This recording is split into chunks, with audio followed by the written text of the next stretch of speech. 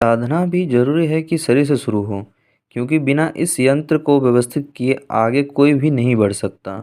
शरीर को बिना व्यवस्थित किए कोई आगे नहीं बढ़ सकता, तो पहला चरण है शरीर शुद्धि।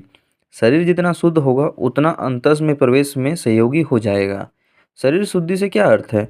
शरीर शुद्धि का पहला तो अर्थ है शरीर के भीतर, शरीर के संस्थान में, शरीर के यंत्र में कोई भी रुकावट, कोई भी ग्रंथि, कोई भी कॉम्प्लेक्स ना हो, तब शरीर शुद्ध होता है।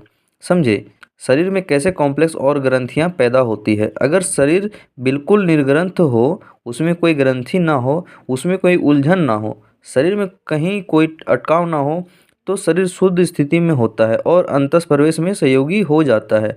अगर आप बहुत क्रुद्ध होंगे, क्रोध करेंगे और क्रोध को प्रकट ना कर पाएंगे, उस क्रोध की जो ऊष्मा और गर्मी पैदा होगी वो शरीर के किसी अंग में ग्रंथि पैदा कर देगी। आपने देखा होगा क्रोध में हिस्ट्रिया आ सकता है, क्रोध में कोई बीमारी आ सकती है, भय में कोई बीमारी आ सकती है।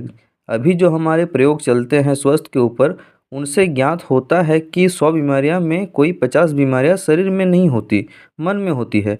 लेकिन मन की बीमारियां शरीर में ग्रंथि पैदा कर देती है, और शरीर में अगर ग्रंथियां पैदा हो जाए, शरीर में अगर गांठें पैदा हो जाए, तो शरीर का संस्थान जकड़ जाता है और अशुद्ध हो जाता है।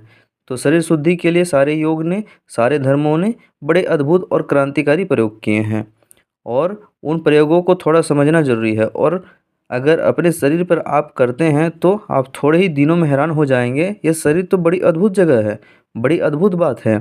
और तब ये आपको शत्रु न मालूम होगा बल्कि मंदिर मालूम होगा, जिसके भीतर परमात्मा विराजमान है। तब ये दुश्मन नहीं मालूम होगा, यह बड़ा साथी मालूम होगा, और आप इसके प्रति अनुग्रहित होंगे, क्योंकि शरीर आपका नहीं है, पदार्थ से बना है। आप भिन्न हैं और शरीर भिन्न है, फिर भी आप इसका अद्भुत उपयोग कर सकते हैं, और तब आप शरीर के प्रति बड़ा ग्रेटिट्यूड, बड़ी कृतज्ञता अनुभव करेंगे, और शरीर इतना साथ दे रहा है, इसके प्रति आप धन्यभागी हो जाएंगे।